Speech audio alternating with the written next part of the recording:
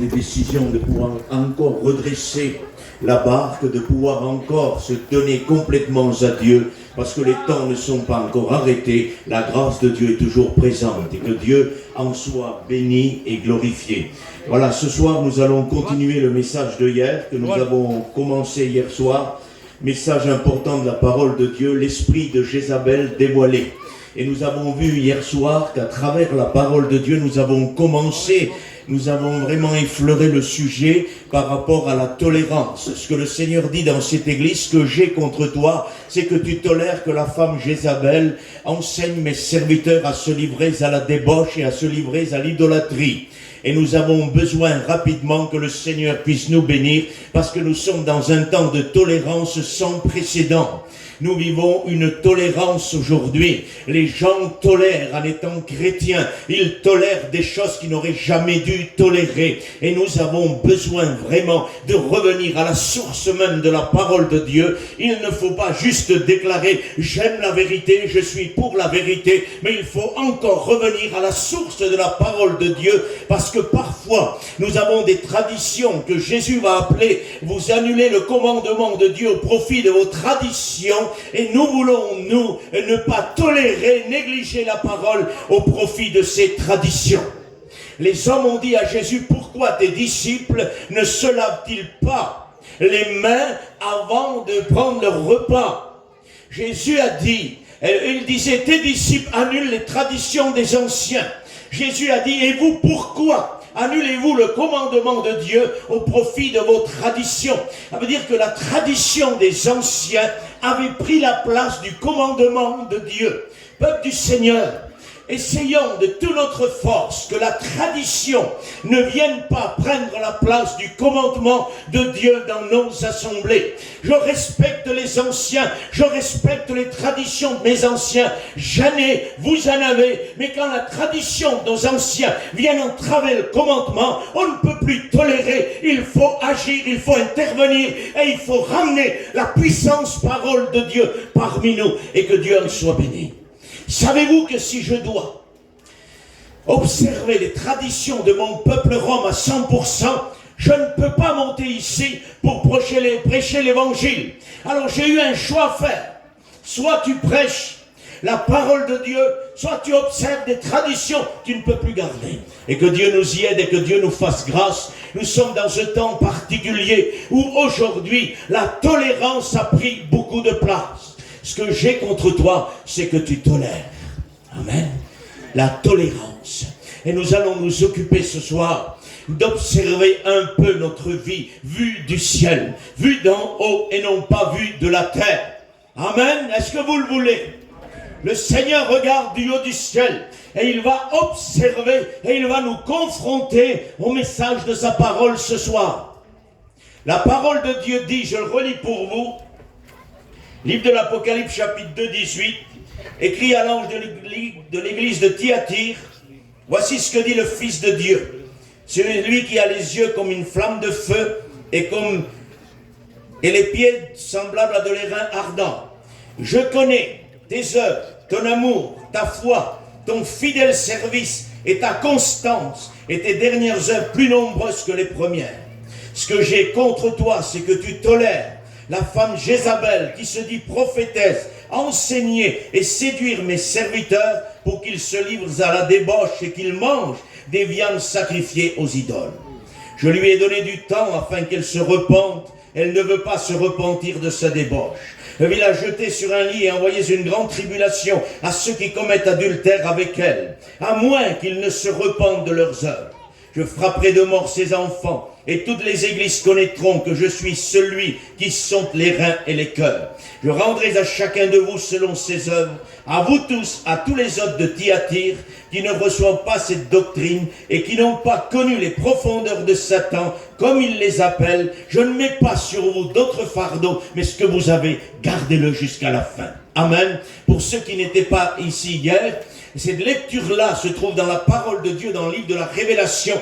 Et Jésus dit, révélation de Jésus-Christ que Dieu lui a montré pour donner à ses serviteurs et enseigner ses serviteurs au sujet des choses qui sont en train d'arriver. Et cette chose-là est en train d'arriver, elle est déjà arrivée. Les églises sont touchées par la tolérance et nous voulons zéro tolérance dans les églises parce que le Seigneur a des yeux qui scrutent, a des yeux qui consument. Et la parole de Dieu dit que ta bouche, que tes paroles soient comme du feu et que le peuple soit comme du bois. Et la parole de Dieu et le Christ dans son regard consume tout ce qui ne convient pas à l'évangile de Dieu. Amen. Voulez-vous ressembler à Jésus? Amen. Nous voulons ressembler à Jésus. Et pour ressembler à Jésus, nous avons le modèle dans la parole de Dieu. Ça s'adresse ici à l'église de Jésus. Jésus a quelque chose contre l'église, Jésus a quelque chose contre les serviteurs de Dieu, c'est qu'il y a de la tolérance. Et Dieu ici est en train de dire, ce que j'ai contre toi, c'est que tu tolères ou que tu laisses faire.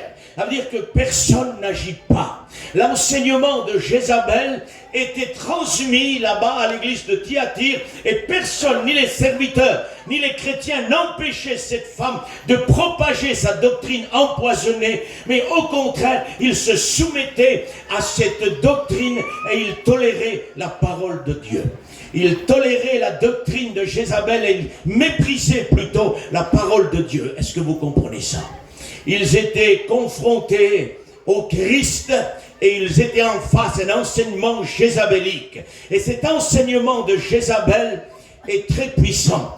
Très très puissant. Savez-vous pourquoi? Parce que la parole de Dieu signifie, précise, que cette Jézabel-là enseigne mes serviteurs à se livrer à la débauche et à l'idolâtrie. Ça veut dire que cette Jézabel-là s'attaque directement à la tête aux serviteurs de Dieu. Elle ne passe plus par l'église pour corrompre le serviteur de Dieu, mais là elle s'attaque directement, elle fait affront. La ligne de mire de Jézabel sont les ministères, sont les serviteurs de Dieu, et c'est elle qu'elle vise, donc elle a une très grande puissance. Elle n'a pas peur, parce qu'elle est, si vous voulez, dotée.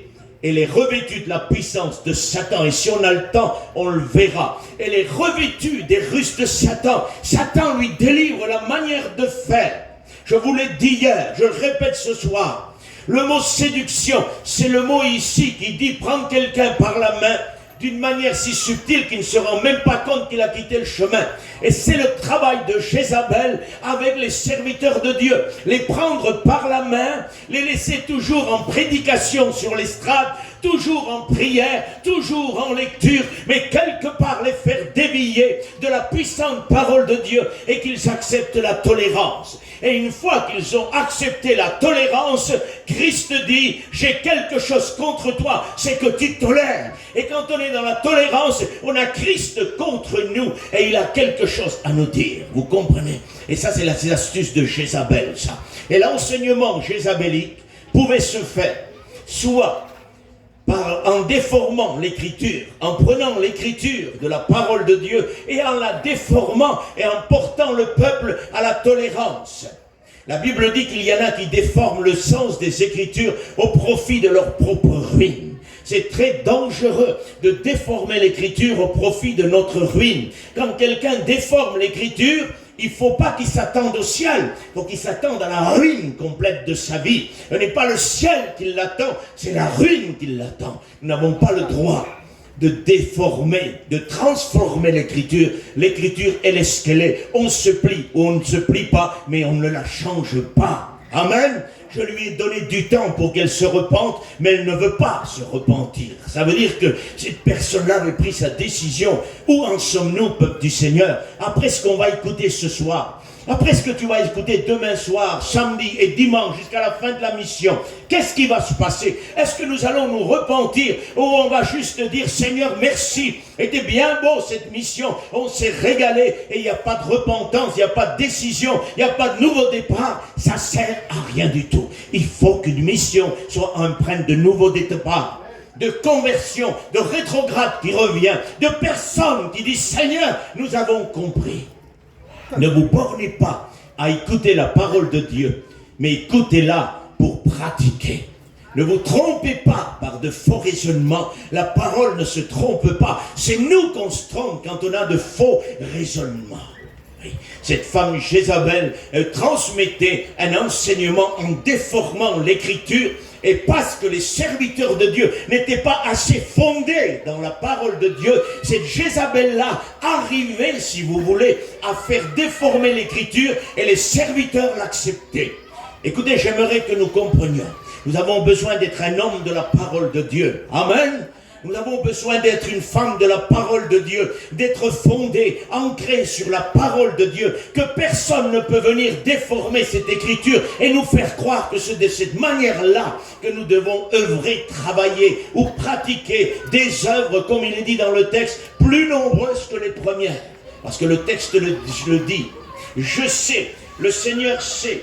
Et le Seigneur dit exactement, je connais tes dernières œuvres plus nombreuses que les premières. C'est-à-dire que l'activité de l'église de Thyatire était plus grande au moment où Jésus va la reprendre qu'au début de sa conversion.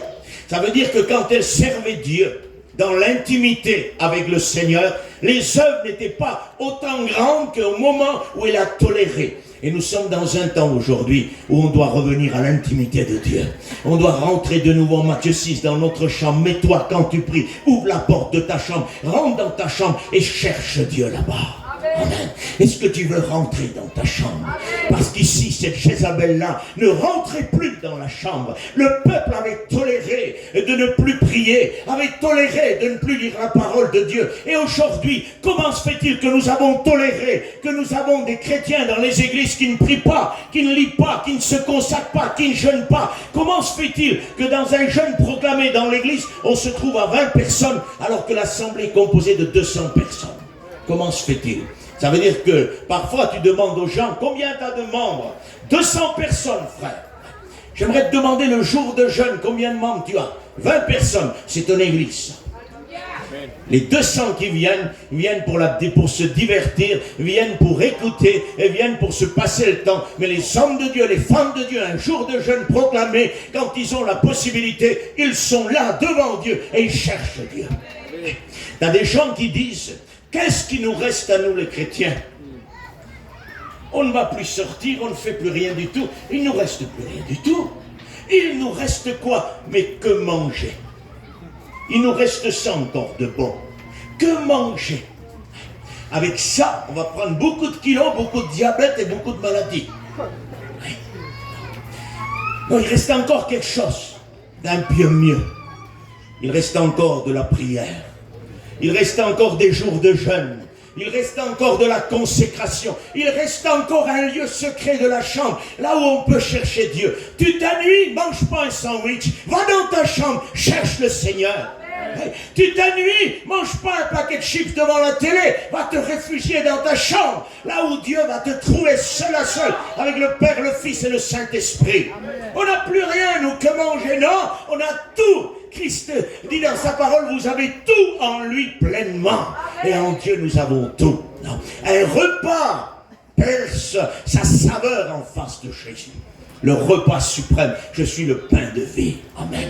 Ça veut dire que quand Christ est là dans votre chambre et que le Saint-Esprit vous y pousse, c'est quelque chose de merveilleux. Vous me permettez de vous dire quelque chose ce soir? Amen. Vous savez, parfois vous êtes assis dans le salon chez vous et il y a une voix à l'oreille qui vous dit, va dans ta chambre, rentre dans ta chambre, va prier ou va lire. Et parfois on lutte avec cette voix et on dit dans 5 minutes j'irai après un café, après quelque chose, je vais y aller Seigneur. Après ça passe et puis là il dit tiens, on n'a pas de pain. Ah ben il faut récupérer du pain. Et là tu es obligé de récupérer le pain parce que ça va fermer. Tu t'en vas, après tu reviens, le repas, si tu pries ça va refroidir là. Hein. Là on se met à table et après on prend le café après. Et puis après on est fatigué, on va dormir. Et nous avons eu un appel dans la chambre. J'aimerais vous dire la réalité ce soir de ce qu'est un appel. Quand l'appel vous vient dans le cœur et que vous écoutez, va dans ta chambre. Vous savez ce qui se passe? La Bible dit que le Saint-Esprit prendra de Jésus et il nous le donnera. Vous savez pourquoi le Saint-Esprit te dit, va dans ta chambre? Vous voulez l'écouter ce soir? Parce qu'il y a déjà quelqu'un dans la chambre qui vous attend et qui a dit au Saint-Esprit, va l'emmener, va le porter ici. J'ai besoin de rentrer dans l'intimité. C'est à cause de ça, parce qu'il est déjà dans la chambre. Et il dit au Saint-Esprit, prends de chez moi là, va lui donner, ramène-le ici là. Et nous on dit non, dis-lui d'attendre là-bas. Oh, il est bien dans la chambre, il a la clim, tout, il peut rester le Jésus là. Le petit Jésus de la crèche là. On le laisse seulement dans la crèche, on ne veut pas qu'il grandisse, parce que dans la crèche, on lui donne un peu à manger de temps en temps, on l'amène un peu de temps en temps à la réunion, puis on le remet dans la crèche. Et le Jésus, quand il a grandi, c'est lui qui prend l'initiative. Et il y en a qui veulent le conserver seulement dans la crèche. Non, Saint-Esprit dans la chambre, rencontre Jésus. Et Jésus dit, va l'appeler, va l'appeler, j'ai envie d'être avec lui. J'ai envie d'être avec elle, j'ai envie de cette intimité, j'ai payé au prix de la croix. Et le Saint-Esprit se rappelle de la croix, de la souffrance de Jésus, de son sang qui a coulé, se rappelle de ce qu'il a fait pour celle qu'il aime, son épouse. Et là il dit, vas-y, va, il t'attend dans la chambre. N'hésite jamais. Arrête ce que tu as à faire. Tu fais le ménage, ma soeur, laisse ton chiffon par terre. Tu travailles, frère, chez toi, tu bricoles, laisse ton bricolage. Rentre dans la chambre. Rentre dans la chambre. Il y a quelqu'un qui t'attend. Ne tolérons plus ces choses que nous tolérons tous les jours. Nous n'allons plus dans notre chambre. Il y a des chrétiens qui ne prient plus, qui ne lisent plus, et on les appelle chrétiens, chrétiennes, et ils viennent à la réunion, ils prennent leur culte. Nous avons toléré une église qui ne prie plus et qui ne jeûne plus, alors que la parole de Dieu a basé le départ en acte des apôtres de l'église au pied de la prière, du jeûne, de la consécration et de la recherche de Dieu. Et nous avons toléré des chrétiens qui ne prient plus. Pire, nous avons toléré des serviteurs de Dieu qui ne prient plus et qui ne jeûnent plus. Serviteurs de Dieu, il ne suffit pas de prier parfois. Il suffit d'être sincère en Dieu. Je vais te dire quelque chose. Le ministère d'un homme et la confiance que Dieu va lui faire ne réside pas dans son nombre d'heures de prière. Elle réside premièrement dans sa sincérité de cœur. Et après vient la prière. Mais d'abord, quand Dieu voit un homme qu'il prie ou qu'il ne prie pas, Dieu cherche d'abord la sincérité du cœur. Et après, quand il commence à prier, il y a une intimité, une confiance qui se met entre Christ et lui. Mais d'abord, c'est la sincérité. Vous avez des hommes qui prient 5, 6, 7 heures par jour. Ils n'ont aucun contact avec Dieu. Est-ce que vous le savez? Ils pensent avoir un contact, mais ce contact-là est religieux. Parce qu'ils ne sont pas sincères. Ils prient, ils cherchent Dieu pour recevoir quelque chose de Dieu, pour se donner en gloire et s'élever sur les estrades, parce qu'ils ont un grand message, parce qu'ils sont imprégnés d'onction. Dieu ne donne pas sa gloire à des orgueilleux. Dieu donne sa gloire à des hommes humiliés, comme lui était humilié. On ne va pas prier pour recevoir. On va prier parce qu'on aime. On ne va pas lire sa Bible parce qu'on prêche. On lit sa Bible parce qu'on en a besoin. Malheureux le serviteur qui lit sa Bible seulement quand il prêche. Il ne dit pas qu'il ne faut pas la faire.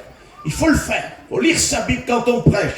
Il faut lire sa Bible quand on ne prêche pas. Il faut lire sa Bible à tout moment. Que ce livre ne s'éloigne point de ta bouche. Nuit et jour, ce livre doit rentrer dans ta bouche. Un livre, on ne le regarde pas avec la bouche. On le regarde avec les yeux. Mais la parole de Dieu est une nourriture. Le meilleur livre que vous pouvez avoir ne remplacera jamais la parole de Dieu. Tu as des jeunes chrétiens qui se lèvent, tu as des serviteurs qui leur donnent, tiens, je vais te donner un bon livre, lis-toi ça. Non, donne-lui une bonne parole de Dieu là. Et dis-lui, prends ça et imprègne-toi de ça, nourris-toi de ça. On lui donne un livre. Au boum, c'est les hommes de Dieu pris 5 heures, 6 heures. Vous vous rendez compte? 5, 6 heures, des mois de jeûne complet. Vous arrivez à le faire, vous? Et on se dit, c'était des hommes formidables. Bien sûr, c'était des hommes formidables. Mais j'aimerais te dire quelque chose.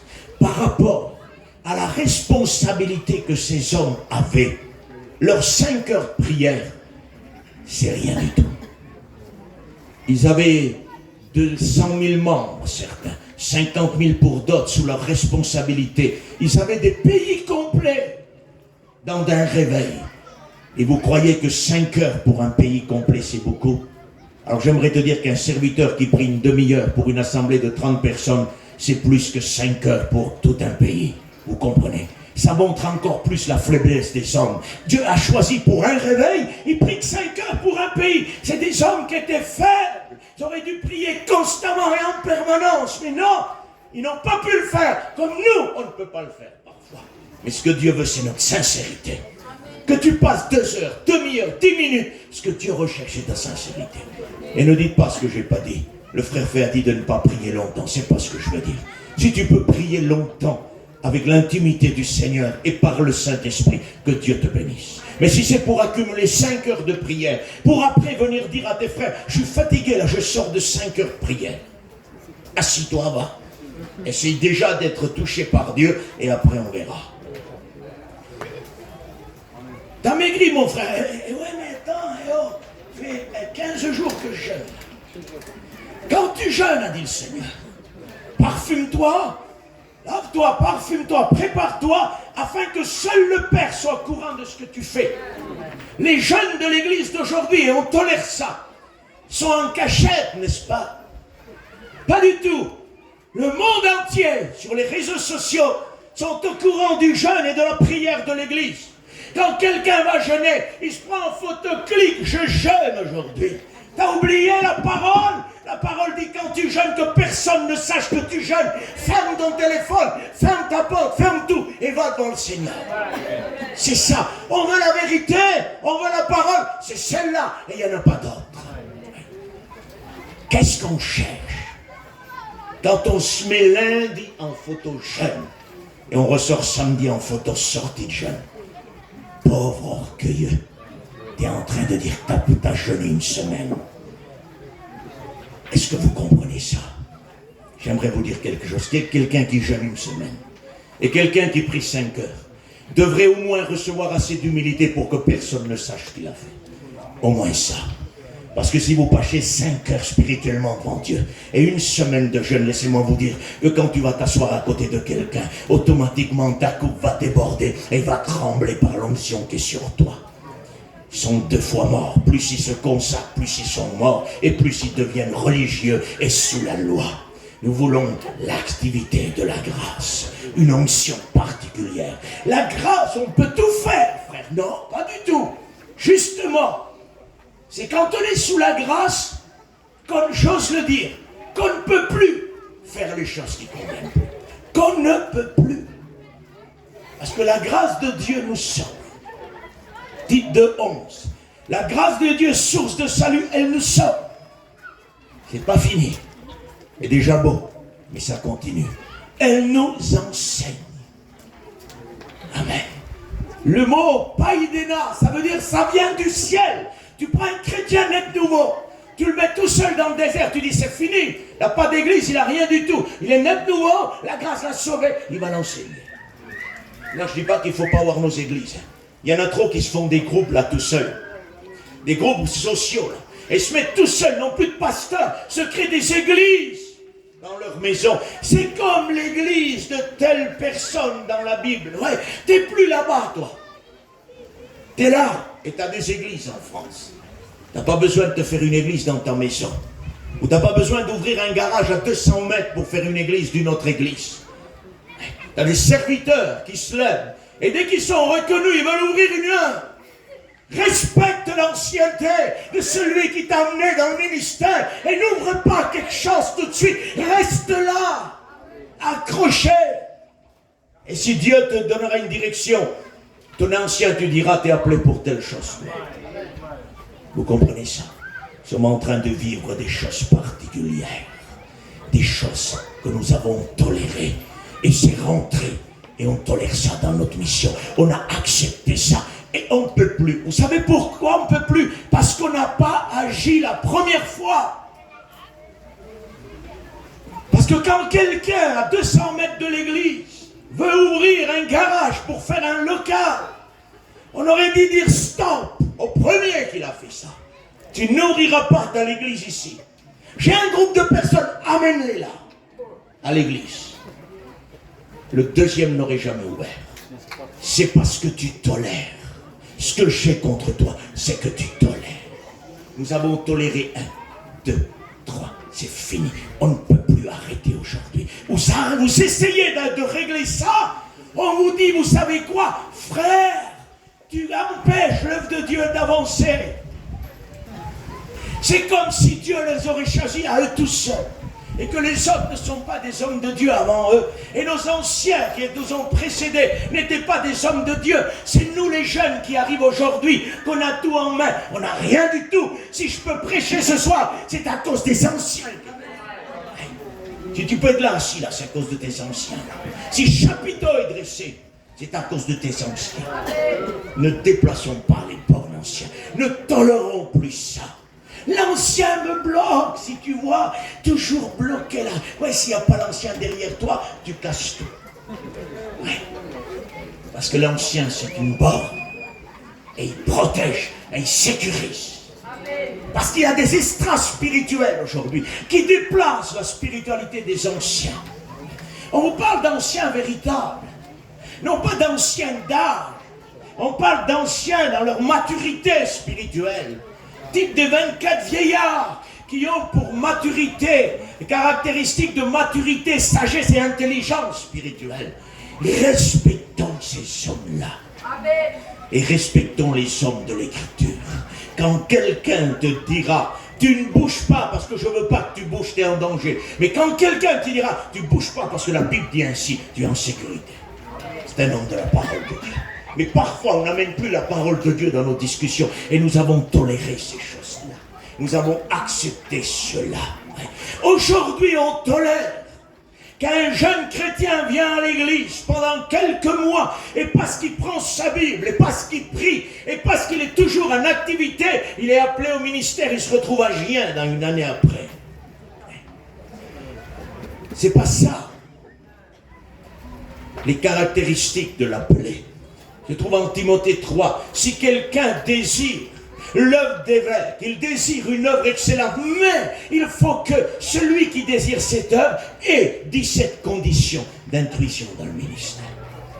S'il n'a pas ces 17 conditions, il reste assis, n'est pas perdu les chrétiens. Vous comprenez ça?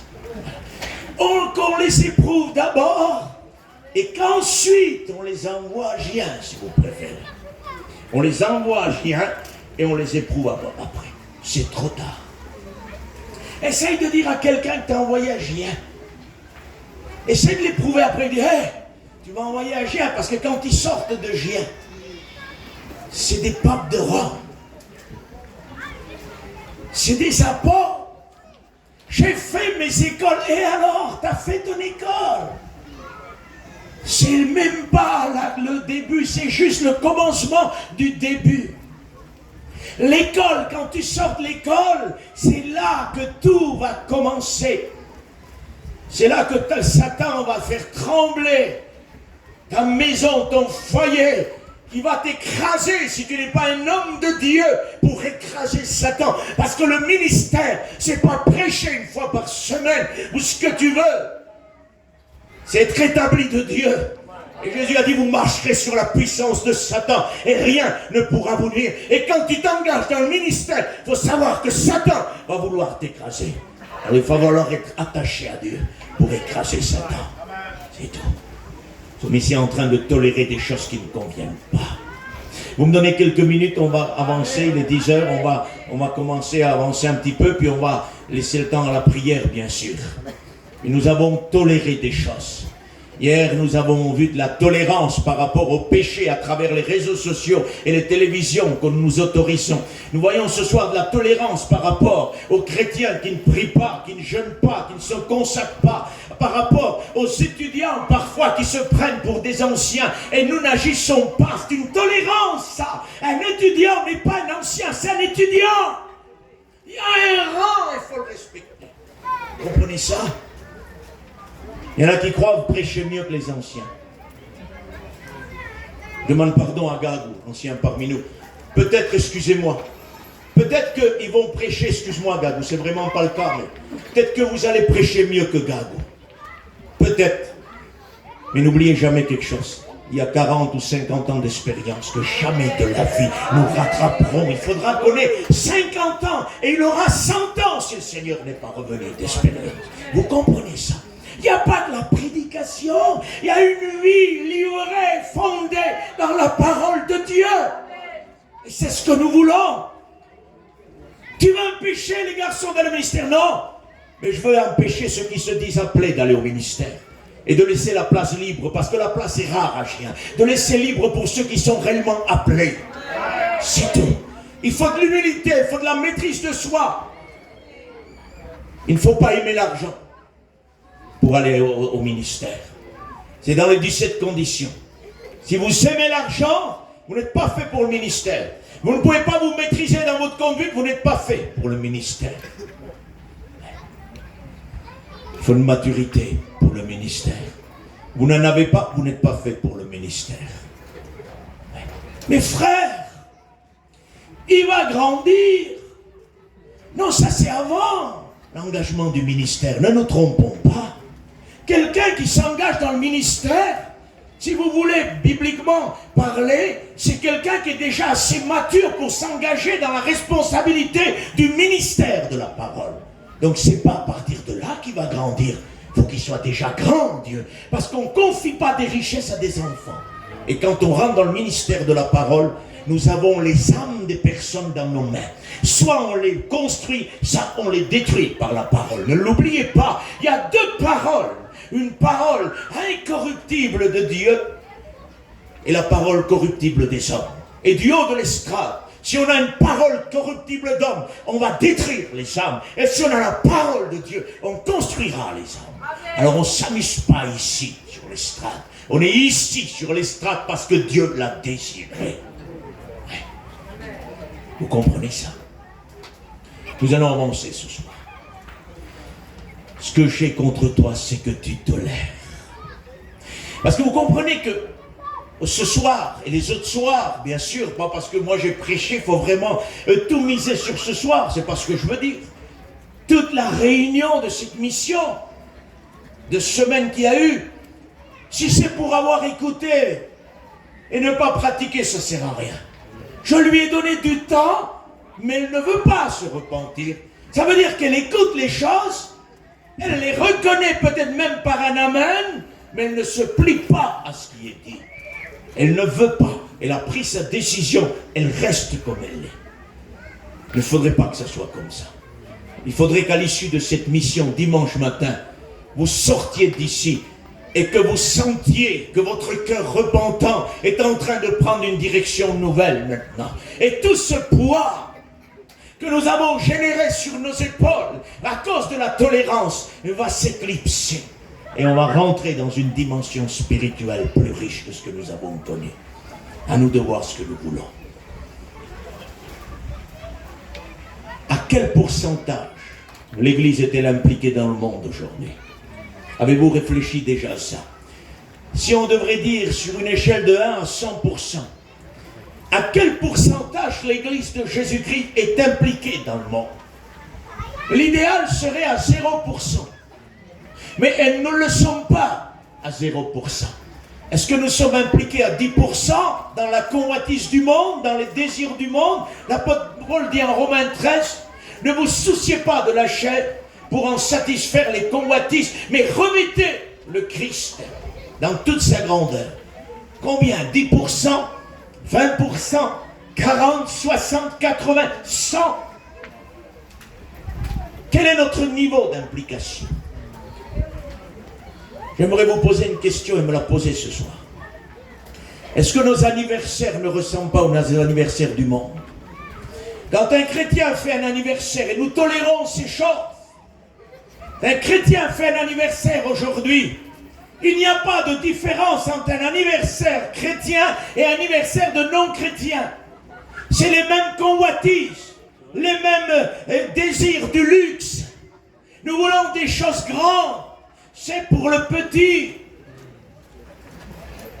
Excusez-moi, les naissances d'aujourd'hui, quand on a une petite naissance qui vient, c'est une chose formidable. Mais on a misé quelque chose de plus. Au lieu de miser tout sur la petite naissance qui est le don de Dieu. Parce que la Bible dit que les bébés sont ce que Dieu donne, la bénédiction de l'Éternel. Au lieu de miser tout sur lui ou sur elle, on mise tout sur les berceaux et sur les décorations et sur le luxe. Et les chauffe-biberons à 300, 400 et 500 euros. Nous, on a connu des chauffe-biberons à 10 euros. Et parfois, on a connu la casserole sur le feu. Pourtant, je ne suis pas trop vieux, moi. Mais ma femme, moi, je l'ai déjà vue pour mes enfants chauffer un biberon dans une casserole avec un peu d'eau. Aujourd'hui, on veut des chauffe-biberons à 400 euros. On veut des poussettes à 5000 euros. Écoute, en étant chrétien, si mon fils Tony ou ma fille ou ma belle-fille me donne une poussette à 5000 euros pour conduire son enfant, je dis tout de suite non. J'ai honte, moi. Le Christ a souffert, il a donné sa vie. C'est pas pour que je pousse une poussette à 5000 euros. Est-ce que vous comprenez ça?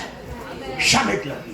Jésus a trop souffert pour que nous, on fasse les bons dans la jet set du monde entier aujourd'hui. Parce qu'il y a une jet set chrétienne qui sévit et les chrétiens s'attachent à ça. C'est plus le petit qui est en valeur, là. Petit vaut 2 sous, 2 euros et 5000 pour la poussette. Non. Un petit n'a même pas besoin de poussette, lui. Il est une richesse de Dieu. Il n'y a pas besoin de le rendre plus riche. Est-ce que vous croyez que vos bébés valent plus que Jésus ou mes bébés valent plus que Jésus? Non. Savez-vous, notre maître a dormi. Il avait une poussette, lui, à 7000, 10 000 euros sûrement. Et c'est Dieu, à moi la richesse, à moi l'or. Il devait avoir une poussette en or. Non. La Bible dit, on l'a mis dans une mangeoire d'animaux. Le Seigneur des seigneurs, le roi des rois, dans toute sa majesté, est venu sur la terre des hommes et a demeuré dans un mangeoire d'animaux. Prenons exemple sur lui. Vous voulez la vérité? C'est celle-là.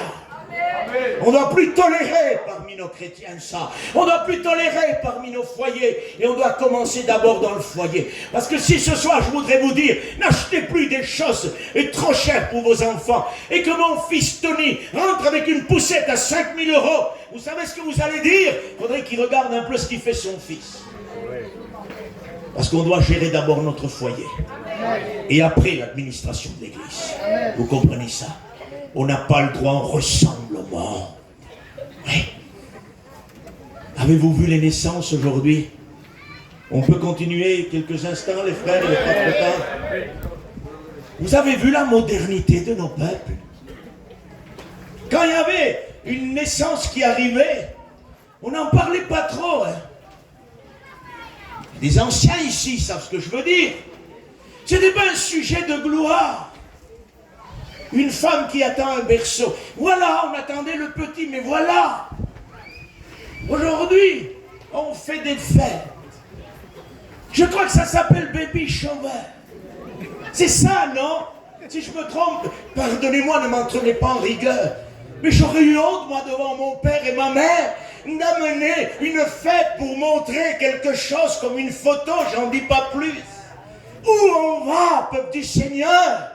Où on va? On va vers une tolérance. Ils étaient plus respectueux que nous. Ils sont devenus des gadgets avec le temps. Ils sont juste appelés chitans, mais nous perdons tout ce que nous avions. Et nous acceptons ça. Et les mamans, et les papas, et les grands-mères. Et tout le respect que j'ai envers vous, m'invitez jamais à ça. Jamais je viendrai. Je ne suis pas plus qu'un autre. Mais on a des convictions bibliques. Vous comprenez ça? Jamais de la vie. On va où là? On fait quoi? On ressemble au monde. Vous savez ce qui a annoncé la venue de Jésus? C'est pas une baby shower. Ce sont des anges qui sont allés vers les bergers. Ils ont dit, il est né le Sauveur. Il mettait en relief le salut de Dieu. Mettez en relief le salut de Dieu. Et dites, Seigneur, tu nous as donné un petit berceau, que Dieu te bénisse. Que Dieu te bénisse. C'est bien ça. Et dis au Seigneur, merci Seigneur.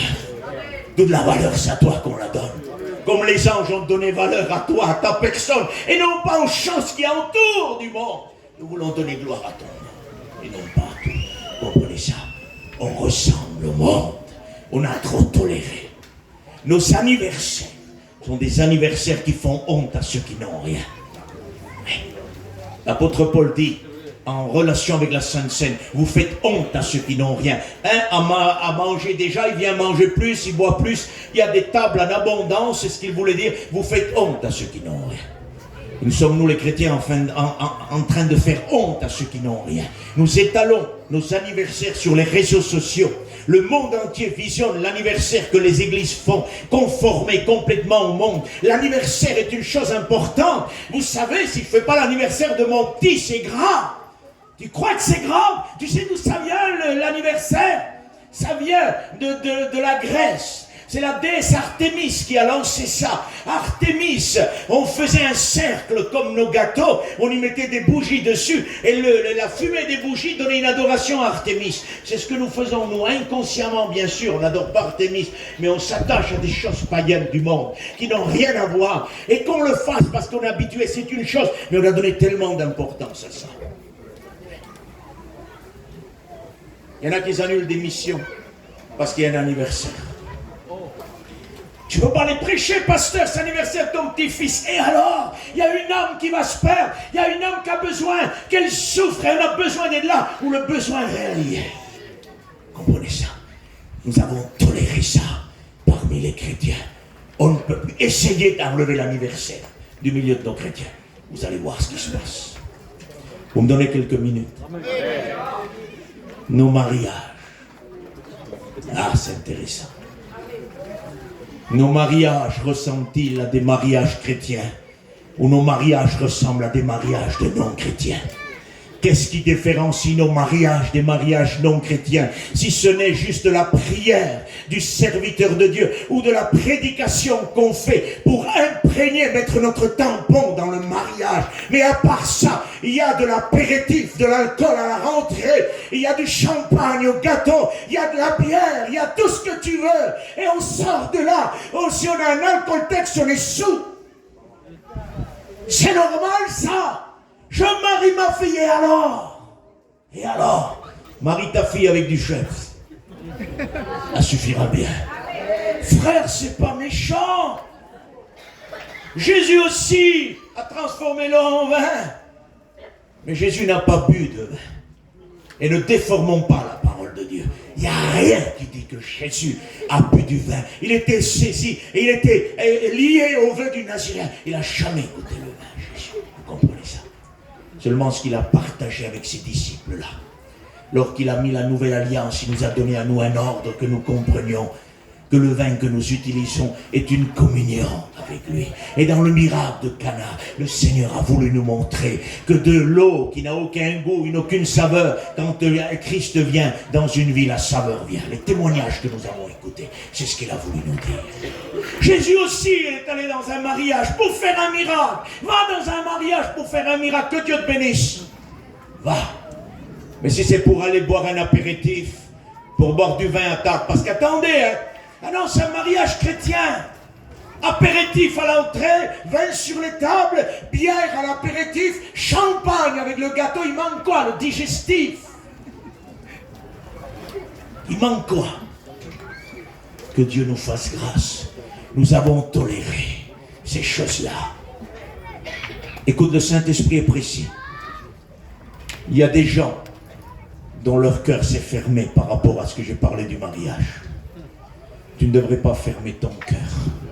Parce que nous avons toléré ces choses. Et si nous n'agissons pas rapidement, la tolérance va mettre Dieu contre nous dans ces affaires-là.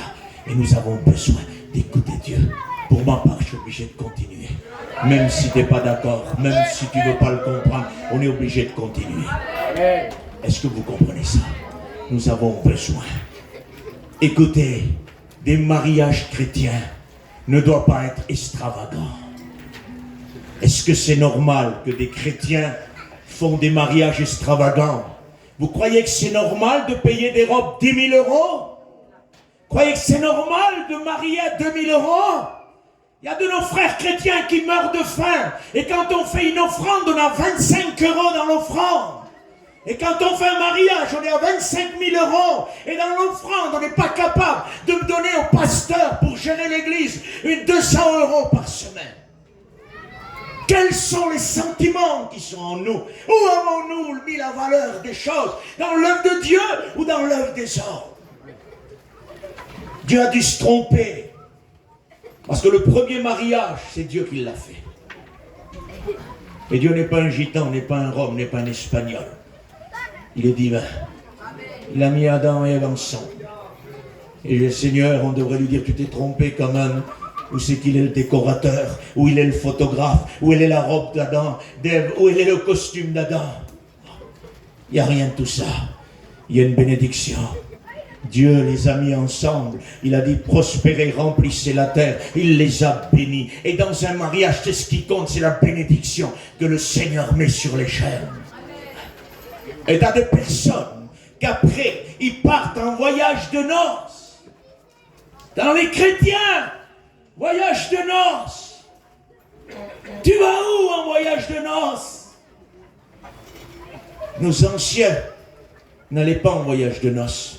Ils n'avaient parfois même pas d'argent pour faire leur mariage. Tarzan, l'enseignant de la mission, ça veut dire peut-être l'écouter. Il a dit, mon mariage a coûté 10 euros. 10 euros, Tarzan, mais comment? 10 euros. Ça a beaucoup multiplié avec les années. Nos mariages à 25 et 30 000 euros. J'aimerais te dire même 10 000 euros, même 6 000 euros. C'est trop cher. Il y a des gens qui ne mangent pas. Il y a des gens qui souffrent. Et nous sommes en train de devenir insensibles. On ne sait pas donner un morceau de pain à notre voisin. Et on sait donner 10 000 euros chez un journalier, un photographe pour qu'il fasse des belles photos. Et aujourd'hui, on a commencé à appeler la télévision chez nous. On est en train d'appeler la télévision pour qu'elle voie les belles choses qu'on fait.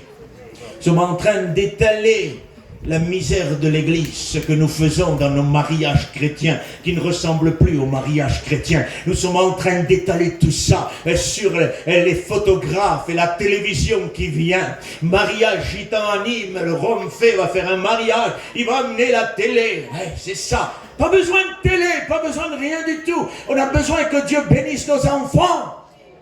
On veut faire quoi? On veut montrer notre folie. Vous croyez que c'est bien? C'est pas bien. Nous avons toléré. Il y a des serviteurs de Dieu qui marient leurs enfants et ils sont irréglés dans leur conduite. Ils sont pires que les hommes. Excuse-moi, quand on est serviteur de Dieu, on est un homme de Dieu et on n'a pas le droit de faire n'importe quoi. C'est ma fille qui se marie, à plus forte raison. Et je vais bientôt finir. Parce que chez nous, c'est comme ça. Hein. Quand on a la fille, on a tous les droits. C'est pas comme ça. Répondez-moi, s'il vous plaît. Moi, j'ai la fille, hein, parce que j'ai la fille, hein, je peux faire tout, même te mettre dehors à la paille, que tu manges plus, c'est pas grave, j'ai la fille. Alors, comment se fait-il qu'un serviteur de Dieu, que sa fille, on vient demander sa fille, comment se fait-il que le serviteur de Dieu, le jour du mariage, on retrouve de la danse dans son mariage? Alors que c'est le père de la fille. Qu'on m'explique s'il vous plaît qu'est-ce qui est en train de se passer aujourd'hui parmi nous, et on tolère ça.